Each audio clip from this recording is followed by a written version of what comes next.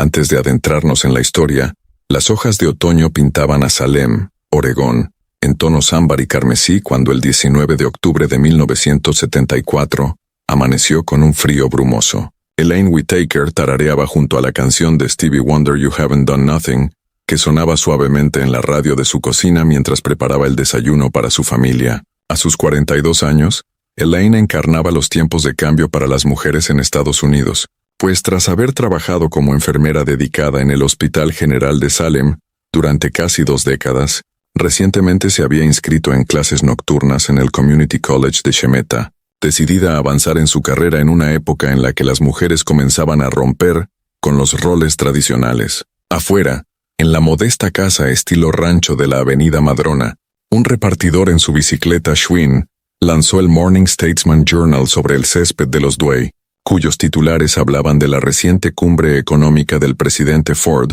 y de las secuelas del escándalo Watergate. Un Ford Pinto azul estaba estacionado en la entrada junto al preciado Oldsmobile Cutlass Supreme de 1972 de Harold Whittaker. Dentro, el teléfono rotatorio colgado en la pared permanecía en silencio, mientras que en la sala de estar, con paredes revestidas de madera, una colección de fotografías familiares contaba la historia de lo que parecía ser la familia estadounidense por excelencia. Harold Whittaker, de 46 años, trabajaba como gerente en el aserradero local, donde el negocio se mantenía estable a pesar de la reciente recesión, mientras su hija Verónica, de 19 años, había terminado la secundaria en South Salem el año anterior y ahora trabajaba medio tiempo en la tienda Record Haven del centro, mientras tomaba clases de mecanografía, soñando con convertirse en secretaria legal en Portland, donde creía que la esperaban verdaderas oportunidades. El anuncio en el periódico de la mañana sobre los trajes pantalón de Charlie's Angels en la tienda Meyer & Frank había llamado su atención el día anterior y lo había marcado con tinta roja, planeando visitar la tienda después de su turno. La cocina de los Whittaker relucía con sus electrodomésticos color aguacate y el papel tapiz con estampado de girasoles, mientras la mesa del desayunador estaba puesta con 3 platos, una rutina matutina que no había cambiado en años. Sin embargo, ese viernes en particular, solo 2 serían usados. Al caer la noche, Elaine Whittaker estaría muerta, su cuerpo descubierto en la cajuela de su Pinto en el borde del parque Mento Brown Island, estrangulada con su propia bufanda. Su bolso, con $37 todavía adentro, permanecía en el asiento del pasajero, descartando el robo como motivo, y tanto su anillo de bodas como su reloj de enfermera seguían en su lugar. El detective Ray Simmons llegó a la escena en su Plymouth Fury sin distintivos, mientras las luces rojas y azules de los patrulleros iluminaban la zona boscosa cerca de la entrada del parque. Se bajó ajustándose la chaqueta de cuello ancho contra el frío otoñal, mientras el aroma de su colonia Brute se mezclaba con la tierra húmeda y las hojas caídas, y al acercarse al área acordonada con cinta amarilla, la más reciente tecnología del Departamento de Policía de Salem, un reflector portátil alimentado por un generador de gasolina, proyectaba sombras duras sobre la escena del crimen. Un pequeño grupo de curiosos ya se había reunido, contenido por oficiales uniformados con sus característicos trajes azul oscuro y placas plateadas brillando bajo la luz artificial. ¿Quién lo reportó?, y preguntó Simmons al oficial Peterson, que custodiaba el vehículo. Un par de adolescentes. Estaban buscando un lugar para estacionarse, si me entiende, respondió Peterson, señalando a una joven pareja acurrucada junto a otro patrullero, donde la chica lloraba en el hombro de su novio, cuya chaqueta Letterman de la preparatoria Sprague se distinguía bajo las luces intermitentes. Simmons se acercó al Pinto, donde el técnico forense Bill Larson se agachaba junto a la cajuela abierta espolvoreando cuidadosamente la superficie del auto con polvo gris para huellas, mientras su cámara con un voluminoso flash estaba lista a un lado. «Buenas noches, Bill, ¿qué tenemos?», preguntó Simmons. Larson levantó la vista con el rostro serio y respondió: «Víctima femenina, principios de los 40, estrangulada. El rigor mortis se había instalado. Diría que lleva muerta entre 8 y 10 horas», señaló. La víctima yacía acurrucada en la cajuela, con su uniforme de enfermera aún impecable a pesar de la violencia que había terminado con su vida.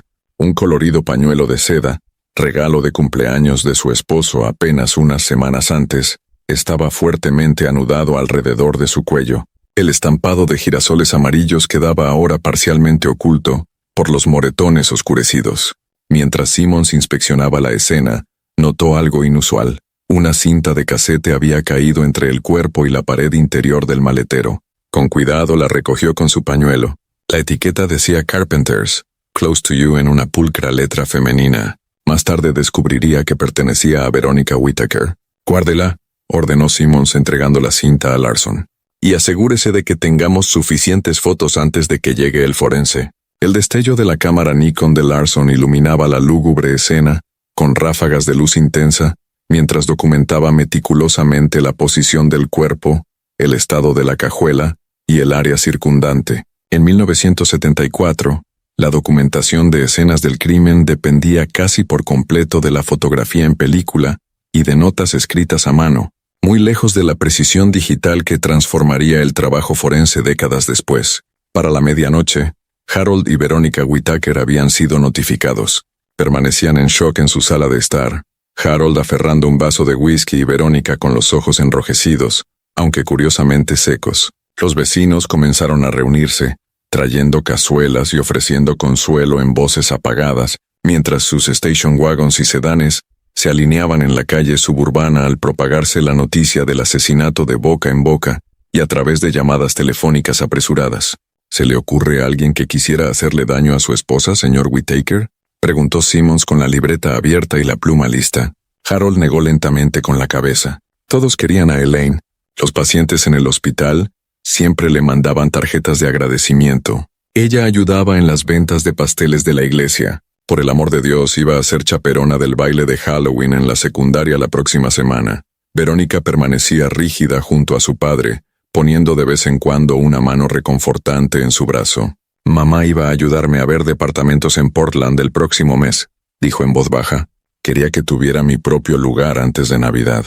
A medida que la investigación avanzaba, el detective Simmons y su compañero, el detective Frank Murphy, siguieron todas las pistas posibles con las herramientas limitadas de la época. Realizaron entrevistas casa por casa en todo el vecindario y anotaron cuidadosamente los detalles en libretas de espiral. Revisaron la agenda de Elaine, llena de nombres y números escritos con esmero. Solicitaron los registros telefónicos de Pacific Northwest Bell, un proceso que tardaría semanas en completarse. En el Hospital General de Salem, los colegas de Elaine expresaron incredulidad y tristeza. Su casillero contenía solo lo esperado: un cambio de ropa, una copia de bolsillo de Juan Salvador Gaviota y un pequeño neceser de maquillaje. Su supervisora, la jefa de enfermeras Patricia Wilson, proporcionó una lista de pacientes dados de alta recientemente, aunque enfatizó que Elaine nunca había mencionado sentirse amenazada por nadie bajo su cuidado. «Ella era nuestra roca», dijo Wilson a los detectives mientras se secaba los ojos con un pañuelo. Especialmente para las enfermeras más nuevas. Las jóvenes la admiraban. Un nombre surgió repetidamente durante estas entrevistas: el Dr. James Kelly, un cirujano recién divorciado que supuestamente había mostrado un interés especial en Elaine. Varias enfermeras mencionaron haberlos visto en profundas conversaciones en la cafetería del hospital, en múltiples ocasiones. Cuando fue interrogado, el Dr. Kelly admitió haber almorzado varias veces con Elaine, pero insistió en que su relación era puramente profesional. Hablábamos de sus planes de educación. Yo la animaba a obtener una licenciatura en enfermería. Eso es todo. Un posible avance pareció inminente cuando un empleado de la gasolinera Arco en Commercial Street recordó haber visto el Pinto azul de Elaine alrededor de las 3 de la tarde, el día del asesinato. La señora parecía alterada, le dijo al detective Murphy mientras limpiaba un parabrisas con un escurridor. Estaba discutiendo con alguien en el auto. No alcancé a ver quién. Tenía la cabeza agachada. A pesar de esta pista, la investigación fue perdiendo fuerza. Ante la ausencia de testigos que pudieran situar a alguien en la escena del crimen, y con el análisis de huellas limitado únicamente a la comparación con sospechosos conocidos, el caso comenzó a estancarse. El arma homicida, la bufanda de la propia Elaine, no reveló huellas inesperadas, y el interior del Pinto había sido limpiado, lo que sugería premeditación. Para la Navidad de 1974, mientras los residentes de Salem decoraban sus casas con luces de colores, y las familias se reunían alrededor de sus televisores de consola para ver El año sin Santa Claus, el asesinato de Elaine Whittaker ya había desaparecido de las primeras planas de los periódicos locales. El caso permaneció abierto pero inactivo, convirtiéndose en uno de varios homicidios sin resolver que terminaron en cajas de cartón etiquetadas con marcador negro y almacenadas en los archivos del sótano del Departamento de Policía de Salem. Harold y Verónica Whitaker parecían haberse acercado en medio del duelo. Para el verano de 1975, los vecinos notaron que Verónica había abandonado sus planes de mudarse a Portland, decidiendo quedarse en casa con su padre. Dejó su trabajo en Record Haven, explicando que la constante avalancha de clientes ofreciendo condolencias se había vuelto demasiado difícil de sobrellevar. Harold, por su parte, solicitó una licencia en el aserradero alegando angustia emocional. A medida que la administración de Ford dio paso a la de Carter, que la música disco reemplazó al folk rock en las emisoras de radio, y que Tiburón y Atrapado sin salida llenaban las salas del Capitol Theater en el centro de la ciudad, los Whitaker fueron retirándose de la vida comunitaria de Salem, rechazaban invitaciones a barbacoas vecinales y a funciones de la iglesia, y el jardín que había sido el orgullo de Elaine se convirtió en un terreno descuidado y cubierto de maleza, mientras las persianas de su casa estilo rancho permanecían perpetuamente cerradas. Cuando el detective Ray Simmons se retiró en 1983 tras 30 años en el departamento, el caso Whitaker seguía atormentándolo. Durante su fiesta de jubilación en el Brick Bar and Grill, rodeado de jóvenes oficiales que lo conocían solo como una leyenda del departamento, Simmons le confió a su antiguo compañero: «Se nos escapó algo, Frank. Había algo justo frente a nosotros con la mujer Whitaker, y simplemente no pudimos verlo». Murphy, ahora teniente, asintió con solemnidad. «Algunos casos te persiguen así, Ray. Quizá algún día, con mejor tecnología, lo resuelvan». Aquellas palabras resultarían proféticas. Aunque la tecnología necesaria para resolver el caso aún estaba a décadas de distancia, y el camino hacia la justicia para Elaine Whitaker sería largo y tortuoso. Durante los años de Reagan, mientras la Guerra Fría se intensificaba y MTV revolucionaba la cultura juvenil, el expediente de Elaine Whitaker acumulaba polvo en los archivos policiales. Harold eventualmente regresó a trabajar, pero pidió un puesto que exigiera menos interacción pública. Verónica nunca persiguió sus aspiraciones secretariales. En su lugar aceptó un puesto como contadora en una agencia de seguros local, donde podía trabajar en relativo aislamiento. Cada año, en el aniversario de la muerte de Elaine, aparecía un pequeño aviso en la sección de memoriales del Statesman Journal, en amorosa memoria de Elaine Whitaker, querida esposa y madre, ausente pero nunca olvidada. Los avisos siempre aparecían firmados simplemente como familia, sin especificar a Harold o a Verónica individualmente. Durante los primeros años, un pequeño grupo de antiguos colegas de Elaine en el Hospital General de Salem se reunía en su tumba en el Bellcrest Memorial Park, dejando flores frescas y compartiendo recuerdos. A medida que avanzaba la década de 1980, estas reuniones se fueron desvaneciendo, pues los asistentes se mudaban o quedaban absorbidos por sus propias vidas. Para 1985, solo Patricia Wilson, ya retirada, mantenía la tradición, colocando una sola rosa en la tumba cada 19 de octubre. La hermana menor de Elaine, Margaret Turner, realizaba llamadas anuales al Departamento de Policía de Salem desde su casa en San Diego, preguntando con cortesía pero con persistencia por cualquier progreso en el caso. Cada año recibía la misma respuesta amable pero firme. No había pistas nuevas aunque el caso permanecía abierto. Margaret conservaba un archivador meticulosamente organizado en su oficina, con recortes de periódicos sobre el asesinato, copias de los informes policiales que había logrado obtener, y cartas manuscritas enviadas a diversas agencias de seguridad durante los años, suplicando ayuda. «Le prometí a mi hermana que nunca dejaría de buscar a su asesino», escribió Margaret en una carta dirigida en 1992 a la recién creada Unidad de Casos Fríos de la Policía Estatal de Oregón. «Elaine merece justicia, incluso si debo esperar hasta mi último día para verla cumplida». En su casa de San Diego, Margaret creó lo que llamaba la Pared de Elaine, una colección de fotografías, cartas y recuerdos que mantenían viva la memoria de su hermana. En el centro de este homenaje estaba una gran fotografía enmarcada del domingo de Pascua de 1974, que mostraba a Elaine, Harold y Verónica frente a su casa de Salem, todos sonrientes y vestidos con colores pasteles. Cada vez que Margaret contemplaba la foto, algo en la dinámica familiar la inquietaba, aunque nunca lograba expresar con claridad qué le parecía fuera de lugar. Con la llegada del nuevo milenio y las preocupaciones mundiales por el Ire dos K, las pruebas del caso de Elaine, tarjetas de huellas, transcripciones de entrevistas, fotografías de la escena y los pocos objetos físicos recolectados, incluida la cinta de casete hallada en la cajuela, permanecían preservadas en carpetas libres de ácido dentro de un almacén climatizado que reemplazaba al viejo archivo del sótano.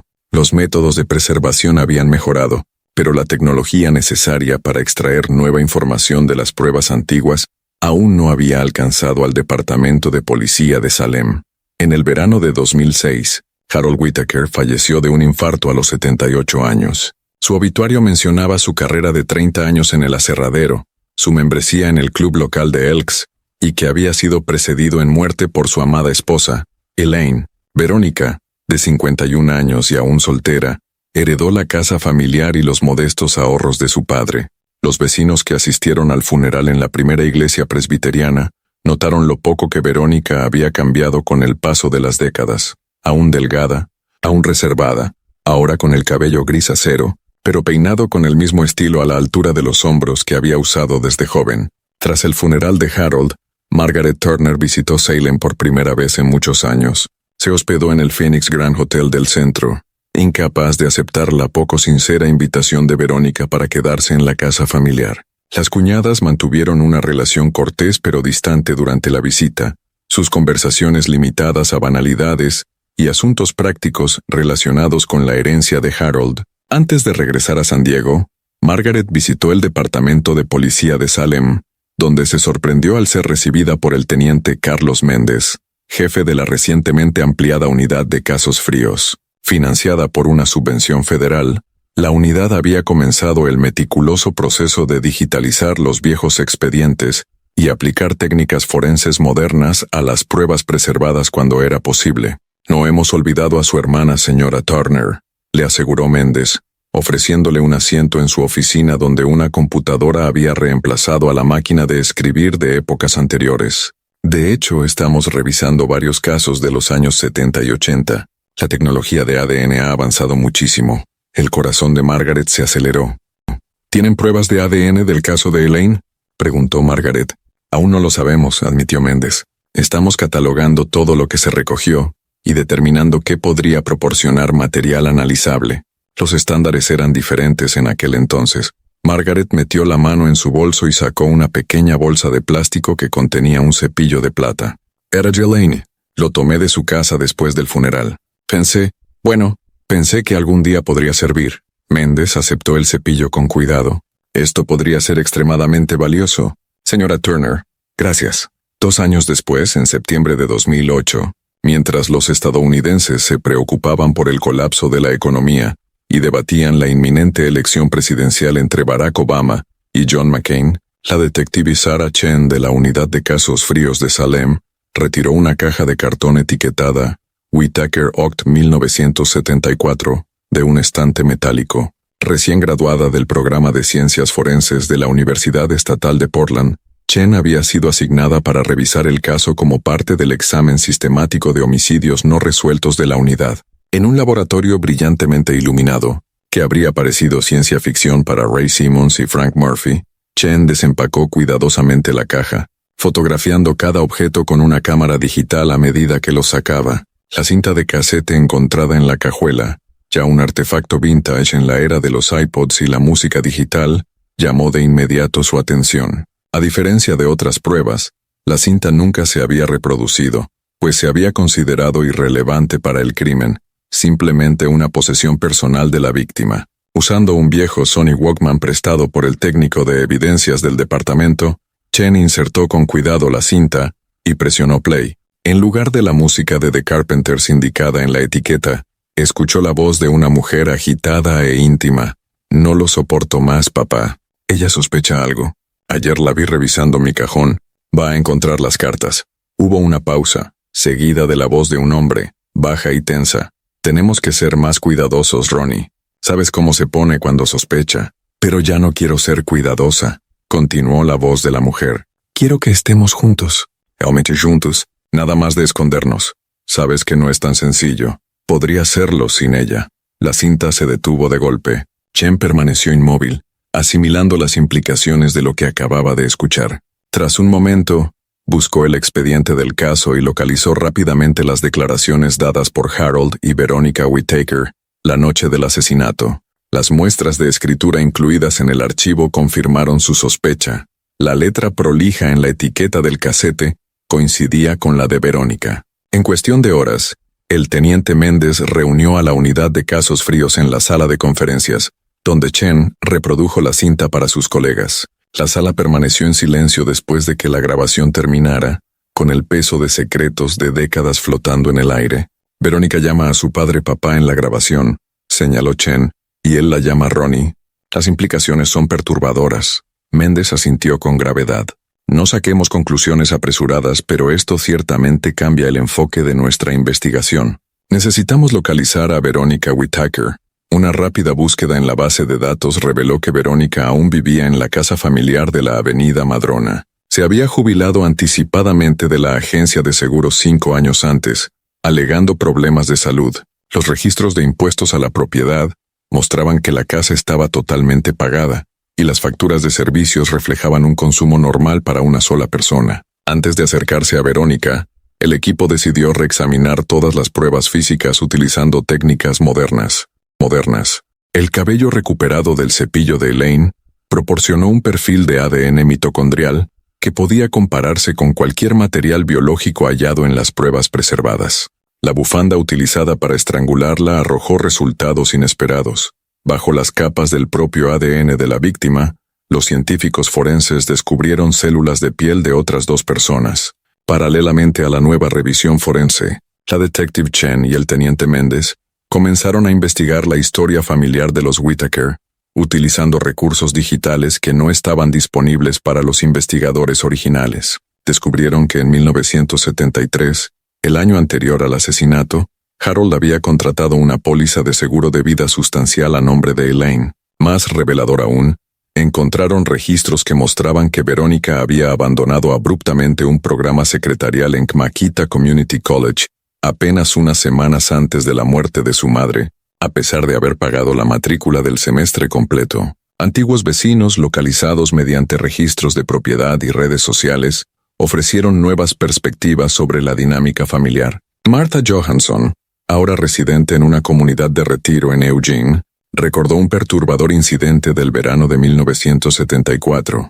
Estaba devolviendo un recipiente de cazuela a Elaine. Explicó en una videollamada con la detective Chen. Toqué la puerta, pero supongo que no me escucharon. La puerta trasera estaba entreabierta y vi a Harold y a Verónica en la cocina. Se estaban abrazando, pero no como deberían hacerlo un padre y una hija. Era íntimo. Nunca se lo conté a nadie. ¿Quién me habría creído? Y luego, cuando Elaine murió, me convencí a mí misma de que había malinterpretado lo que vi. Otro hallazgo crucial surgió de los registros telefónicos digitalizados de 1974, preservados en microfichas por Pacific Northwest Bell, con fines regulatorios. El día del asesinato se habían realizado múltiples llamadas entre la residencia Whittaker y el teléfono público de la gasolinera Arco, donde Elaine había sido vista discutiendo con alguien en su auto. Con estas pruebas acumulándose, el teniente Méndez obtuvo una orden judicial para registrar la casa de Verónica Whittaker y tomar una muestra de su ADN. En una lluviosa mañana de noviembre de 2008, un equipo de oficiales se presentó en la vivienda de la avenida Madrona, ahora deteriorada y descuidada tras décadas de mínimo mantenimiento. Verónica, con el cabello ya completamente gris y el rostro profundamente surcado, abrió la puerta con una bata descolorida. No mostró sorpresa al ver a los oficiales, ni ofreció resistencia cuando le presentaron la orden. Con aire de resignación los invitó a pasar. El interior de la casa había cambiado poco desde 1974. El mismo revestimiento de madera cubría las paredes, aunque oscurecido por los años. Los electrodomésticos color aguacate de la cocina habían sido sustituidos por versiones más modernas, pero el papel tapiz de girasoles permanecía desvaído y despegándose en algunas partes. En la sala de estar, las fotografías familiares aún adornaban las paredes, instantes congelados de un tiempo anterior a que el asesinato alterara el destino de la familia. Mientras los oficiales registraban meticulosamente la casa, la detective Chen se sentó con Verónica en la mesa de la cocina, la misma en la que Elaine había preparado su último desayuno más de 3 décadas antes. Hemos encontrado nuevas pruebas en el caso de su madre, comenzó Chen con cautela, incluida una grabación que se descubrió en la cajuela junto a su cuerpo. La mano de Verónica, que sujetaba una taza de café, tembló ligeramente, aunque su voz permaneció firme. Después de todos estos años, supongo que tenía que pasar tarde o temprano. La grabación sugiere que usted y su padre mantenían una relación que iba más allá de lo que sería considerado apropiado entre un padre y una hija. Verónica miró por la ventana hacia el patio trasero cubierto de maleza, donde un columpio oxidado permanecía inutilizado durante décadas. Nos amábamos, dijo simplemente, no de la manera en que el mundo decía que debíamos, sino de la manera en que nuestros corazones nos lo decían. ¿Mataste a tu madre, Verónica?, preguntó Chen. Un largo silencio siguió, roto únicamente por el tic-tac de un antiguo reloj de pared y los sonidos apagados de los oficiales moviéndose por la casa. Ella iba a mandarme lejos, dijo finalmente Verónica. Encontró cartas que le había escrito a papá. Dijo que estaba enferma, que necesitaba ayuda. Planeaba internarme en el hospital estatal. ¿Te imaginas? En aquel entonces hacían terapia de electrochoques allí. Desde otra habitación llegó la voz de un oficial. «Teniente, encontramos algo». Méndez entró en la cocina momentos después sosteniendo una bolsa de evidencias que contenía una pequeña llave. Estaba escondida en un falso fondo de su joyero. Parece ser de una caja de seguridad. En pocas horas, se obtuvo una orden judicial y la caja de seguridad en el First National Bank of Oregon, ahora Wells Fargo, fue abierta en presencia de funcionarios del banco y agentes de policía. En su interior, envueltas en papel libre de ácido, se hallaban decenas de cartas de amor intercambiadas entre Harold y Verónica, que se remontaban a cuando ella tenía apenas 16 años. Más condenatorio aún, era una confesión manuscrita, firmada por ambos, donde detallaban cómo habían planeado y ejecutado el asesinato de Elaine. Según la confesión, habían convencido a Elaine de encontrarse con Verónica en la gasolinera Arco, alegando que el Pinto se había averiado. Cuando Elaine llegó, Verónica subió al asiento del pasajero y la dirigió hacia Mento Brown Island Park, supuestamente para reunirse con un amigo que podía ayudar con el auto. Una vez en el lugar apartado, Harold, que había seguido en su Oldsmobile, se acercó al Pinto. Juntos, padre e hija redujeron a Elaine y la estrangularon con su propia bufanda. Pensamos que si esperábamos lo suficiente nadie volvería a mirarnos, confesó Verónica más tarde ese mismo día a la detective Chen, en una sala de interrogatorios del Departamento de Policía de Salem, con la voz carente de emoción. Papá decía que después de 7 años ya no podían procesarnos. Resultó que no era cierto, pero para entonces habíamos vivido con ello tanto, tiempo que simplemente se convirtió en nuestra normalidad. El análisis de ADN confirmó lo que la confesión ya revelaba. Las células de piel halladas en la bufanda pertenecían a Harold y Verónica. El caso que había atormentado a Salem durante 34 años estaba finalmente resuelto, aunque el artífice del asesinato había escapado de la justicia terrenal al morir 2 años antes. En una fresca mañana de primavera de 2009, mientras florecían los cerezos en las calles del centro de Salem, Verónica Whitaker se presentó ante el juez William Mendelssohn en el tribunal del condado de Marion. A sus 54 años, vestida con un sencillo traje pantalón gris que evocaba el color institucional de su celda, se declaró culpable de asesinato en 2º grado. La sala estaba abarrotada no solo de representantes de los medios, sino también de antiguos vecinos de cabellos encanecidos, policías retirados y enfermeras que habían trabajado junto a Elaine décadas atrás. Margaret Turner se sentó en la primera fila, aferrando una fotografía de su hermana. El juez Mendelssohn, lo bastante mayor para recordar cuando el crimen había sacudido por primera vez a la comunidad, se dirigió a Verónica antes de dictar sentencia. Señorita Whitaker, usted se ha declarado culpable de un crimen que ha atormentado a esta comunidad durante más de 3 décadas. Aunque no puede ser juzgada por los crímenes adicionales detallados en su confesión, debido a los plazos de prescripción, el asesinato de su madre representa una traición a los vínculos humanos más fundamentales. El tribunal la condena a cadena perpetua con posibilidad de libertad condicional después de 25 años. Cuando Verónica fue escoltada fuera de la sala, Margaret Turner se acercó a la detective Chen y al teniente Méndez frente al tribunal. «Gracias», dijo simplemente con lágrimas corriendo por su rostro. «Ahora Elaine puede descansar. En los años que siguieron, el caso de Elaine Whittaker se convirtió en un ejemplo de libro de texto enseñado en programas de justicia penal en todo el noroeste del Pacífico, ilustrando tanto las limitaciones de las primeras técnicas forenses como el poder de la evidencia preservada cuando es examinada con tecnología moderna. La cinta de casete, ahora digitalizada y almacenada en múltiples formatos seguros, se convirtió en un recordatorio contundente de lo crucial que podía ser una sola pieza de evidencia, incluso décadas después de un crimen. La casa de la Avenida Madrona fue finalmente vendida, y las ganancias se destinaron a un fondo de compensación para víctimas, después de que Margaret Turner rechazara aceptar cualquier beneficio económico derivado del asesinato de su hermana. Los nuevos propietarios, una joven familia con 2 niños pequeños, renovaron ampliamente la vivienda, retirando el papel tapiz de girasoles y los paneles de madera, reemplazando los viejos electrodomésticos y devolviendo la luz a espacios que habían permanecido demasiado tiempo cubiertos de secretos. Patricia Wilson, la jefa de enfermeras que fielmente había colocado una rosa en la tumba de Elaine cada año, continuó con su tradición hasta su propia muerte en 2015 a los 92 años. En su funeral, varios de sus antiguos colegas del Hospital General de Salem se enteraron de su silenciosa devoción a la memoria de Elaine y decidieron continuar la práctica en su honor. La detective Sarah Chen, cuya minuciosa revisión de las viejas pruebas finalmente había traído justicia a Elaine, resolvió 3 casos fríos más antes de ser ascendida a jefa de la unidad de casos fríos, cuando el teniente Méndez se retiró. En su oficina, mantenía una fotografía enmarcada de Elaine Whittaker con su uniforme de enfermera, sonriendo a la cámara, ajena a la traición que la aguardaba. Cada víctima merece que alguien la recuerde por cómo vivió, no solo por cómo murió, solía decir Chen a los nuevos detectives que se unían a su unidad. Elaine Whittaker fue más que un expediente. Fue una mujer con sueños y planes, una mujer que merecía ver el mundo cambiar, envejecer, conocer a sus nietos.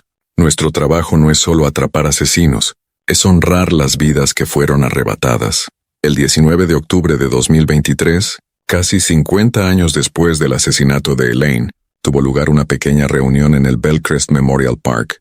Margaret Turner, ya en sus 80 años y confinada a una silla de ruedas, había viajado desde San Diego una última vez para visitar la tumba de su hermana.